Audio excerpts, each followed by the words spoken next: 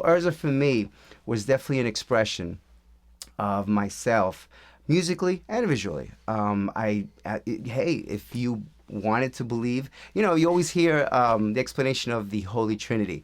Not to get religious, I'm not exactly of the most religious type, but to borrow from religious, I could say, ideologies I've heard before, explanations, I kind of call it a duality. The film exists as a duality to me. It can coexist as, if you want to think it's a big video with a lot of cool music, that's cool with me. That's great. If you see it as a film and you see some subject matter that reminds you that this is a film, that's great too. I don't really necessarily need to define it that way, and I'm completely comfortable with it as is. And people suggested against, you got the band name should be something different, the movie name should be something different, the album name should be something different, and I was just completely against that. I love confusing people. I love giving them a new experience, and the abstract I'm always a friend of the abstract. I hate the constant mold of having to do things a certain way. And if you're gonna do something, if it's a piece of crap, let it be your piece of crap.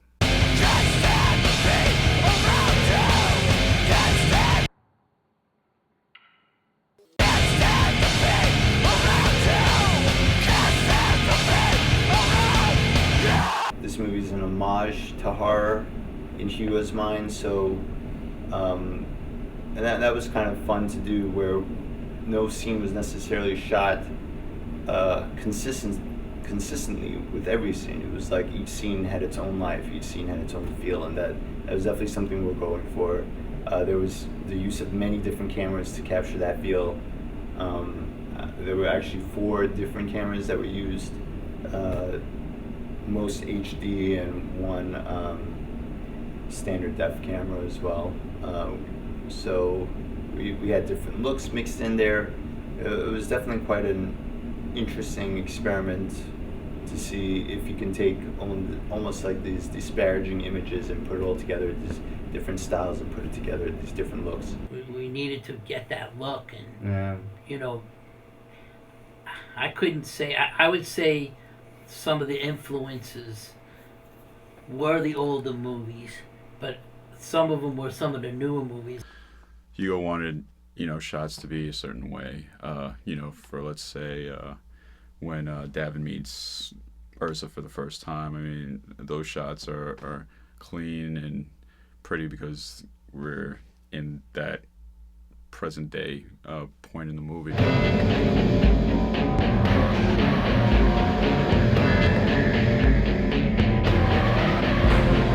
Hugo wanted to convey kind of a grittier scene when doing flashbacks of basically Davin's dad.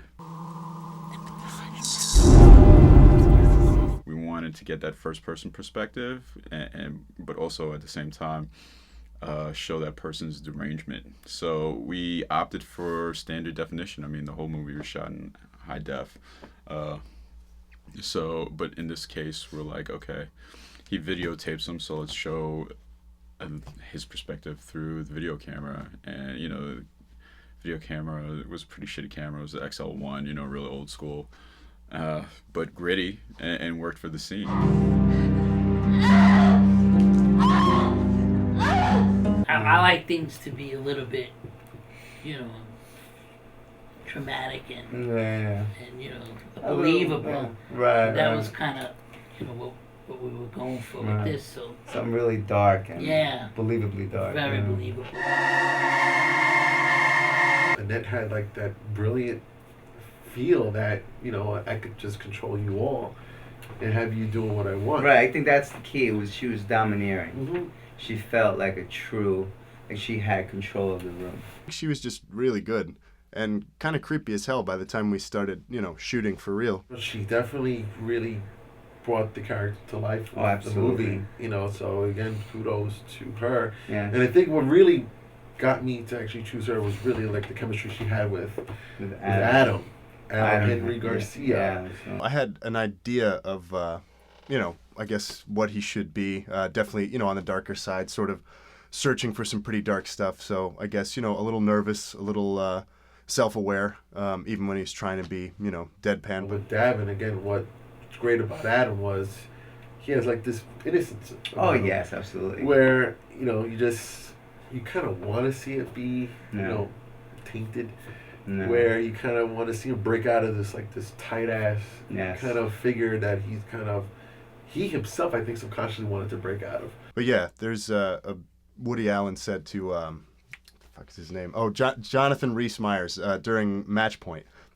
The actor was like, "What? Why'd you cast me? Kind of, I guess, having doubts or whatever." I've just heard, I don't know him, so this could be all complete bullshit. But the bottom line is valuable.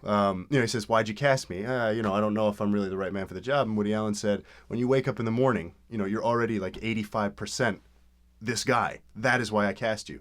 The other 15% you'll fill in over time. You'll start to figure it out. You might start saying or doing things, that you wouldn't do. Obviously, script-wise, particularly with that movie. But yeah, the initial casting choice is because you are already that guy to a degree, and fill in the holes, I guess, as you go along." Hugo comes up to me and he's like, "Hey, I got this script.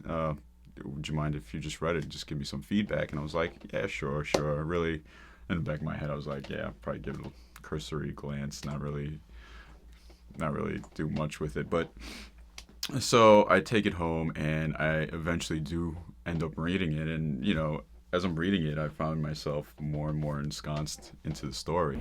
We had several meetings prior to going into the actual shoot, just during the development phase, where we were thinking about some of the styles and looks and what we were trying to do with the project. Hugo Fernandez, he wrote the script, he wanted to direct it.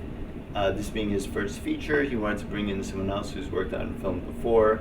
He brought in Pablo Chirinos to co-direct with him. I met Hugo, he gave me the script and I read like the first 10 pages of it, and I had like no idea this story was about Elizabeth Bathory until we actually met up after a concert of a friend of ours, and then little by little it was like developing that this script was about ERZA. Basically, after that, I got everybody together, and the rest is history.